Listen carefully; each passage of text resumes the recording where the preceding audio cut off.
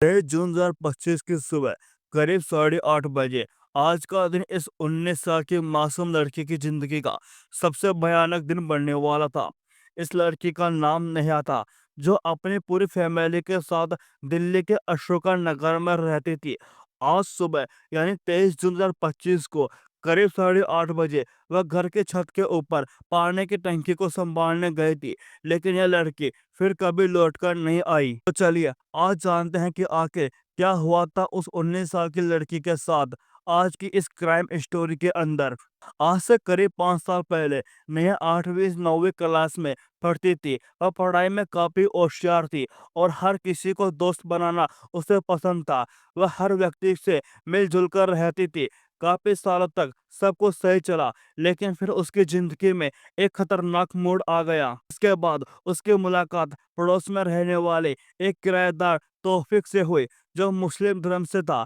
एक दिन तौफीक ने नेहा से कहा कि उसकी कोई बहन नहीं है, क्या वह उसकी बहन बन जाएगी। नेहा ने भी उसकी बात मान ली और रक्षाबंधन पर उसे भाई बना लिया और धीरे धीरे दोनों काफी करीब आ गए। फिर तौफीक ने नेहा के परिवार में पूरी तरह से घुल मिल गया। वह अक्सर नेहा के घर खाने आता और उनके कई काम भी करता था और करीब 2 से 3 साल इसी तरह गुजर गए। इस दौरान तौफीक ने नेहा के परिवार वालों के साथ भी बहुत नजदीकी बना ली थी। नेहा अब उसे अपनी हर छोटी बड़ी बात बताने लगी थी, क्योंकि वो उसको अपने भाई से ज्यादा एक सच्चा दोस्त समझती थी। लेकिन तौफीक के मन में कुछ और ही चल रहा था। एक दिन उसने हिम्मत करके नेहा से अपने दिल की बात कह दी। इसके बाद दोनों रिलेशनशिप में आ गए और भाई बहन के रिश्ते की आड़ में गर्लफ्रेंड बॉयफ्रेंड बनकर समय बिताने लगे।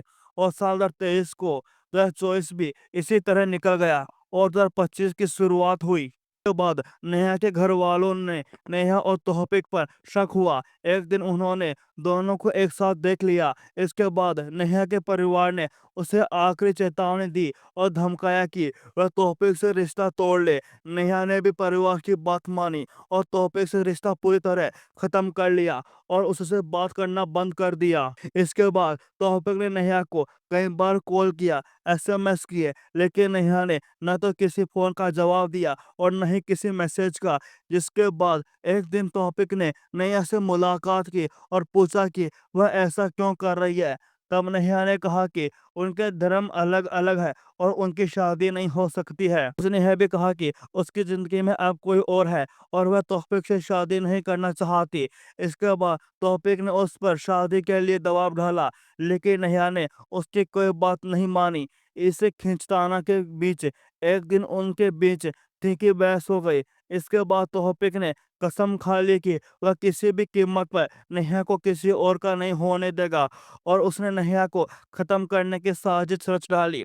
इसी प्लान को अंजाम देने के लिए उसने पहले एक काले रंग का बुर्का खरीदा और फिर उसी बुर्के को पहनकर 23 जून 2025 की सुबह करीब 7 बजे से 8 बजे के बीच नेहा के घर की छत पर जाकर छिप गया, क्योंकि उसे पता था कि नेहा रोज सुबह छत पर पौधों को पानी देने जाती है। जैसे ही नेहा छत पर पहुंची, तौफीक ने उसका हाथ पकड़ लिया। नेहा डर गई और चिल्लाने लगी। उसने नेहा पर शादी का दबाव बनाया, लेकिन नेहा की चिल्लाहट सुनकर उसके पिता ऊपर की ओर दौड़े। तब उन्होंने देखा कि तौफीक ने नेहा को 5वीं मंजिल से धक्का दे दिया और वह नीचे गिर गई और तौफीक वहां से भाग गया। इसके बाद नेहा के पिता ने तुरंत उसे पास के अस्पताल में पहुंचाया और पुलिस को सूचना दी, लेकिन जब तक पुलिस वहां पहुंची तब तक नेहा की मौत हो चुकी थी। इसके बाद नेहा के पिता ने पुलिस को पूरी घटना बताई, लेकिन नेहा का बयान दर्ज नहीं हो सका। लेकिन नेहा की मौत के बाद यह मामला काफी बढ़ गया और जगह जगह लोग प्रदर्शन करने लगे और पुलिस पर दबाव बढ़ने लगा कि वह इस केस की गहराई से जांच करे। इसके बाद पुलिस ने तौफीक की पूरी जानकारी खंगाली तो पता चला कि वह डांडा गांव का रहने वाला और दिल्ली में किराए पर रह रहा था। फिलहाल वह डांडा में ही छिपा हुआ था। इसलिए पुलिस 3 टीमों के साथ सादे वर्दी में डांडा पहुंची और उसकी निगरानी शुरू कर दी। पुलिस ने उसका फोन भी ट्रैक किया और फोन लोकेशन के आधार पर उसे पकड़ लिया गया। पुलिस द्वारा सख्ती से पूछताछ करने पर तौफीक ने अपना गुनाह कबूल कर लिया और उसके पुलिस को बताया कि वह जानबूझकर नेहा को मारना चाहता था क्योंकि वह उससे रिश्ता तोड़ चुकी थी और किसी और से शादी करना चाहती थी।